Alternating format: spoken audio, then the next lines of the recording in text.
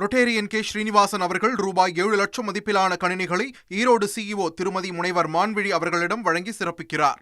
வாக்காளர் பட்டியல் சிறப்பு தீவிர திருத்தத்திற்கு ஆதரவு தெரிவிப்பதால் அதிமுக எதிர்க்கட்சி மட்டுமின்றி உதிரிக்கட்சியாக கூட நீடிக்காது என்று முதலமைச்சர் மு.க.ஸ்டாலின் விமர்சித்துள்ளார். தனது தொகுதியான சென்னை கொளத்தூரில் பல்வேறு முடிவுற்ற திட்டங்களை தொடங்கி வைத்த அவர் புதிய திட்டங்களுக்கும் அடிக்கல் நாட்டினார். பின்னர் பொதுமக்களுக்கு நலத்திட்ட உதவிகளை வழங்கி பேசிய அவர் எஸ்ஐஆர் காரணமாக வாக்காளர் பட்டியலில் யாரும் விடுபடக்கூடாது என்பதற்காகத்தான் நீதிமன்றத்தில் திமுக சார்பில் வழக்கு தொடர்ந்ததாக கூறினார். உண்மையான வாக்காளர்கள் ஒருத்தரும் வாக்காளர் பட்டியலிருந்து விடுபட்டு விடக்கூடாது என்பதற்காகத்தான்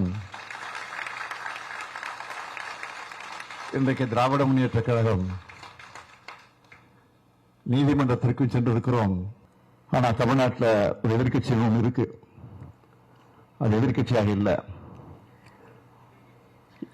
இப்படியே போயிட்டு இருந்தா அவங்க எதிர்கட்சியாக மட்டும் இல்லை, உதிரி கட்சியாக கூட இருக்க முடியாத ஒரு சூழ்நிலை ஏற்படும்.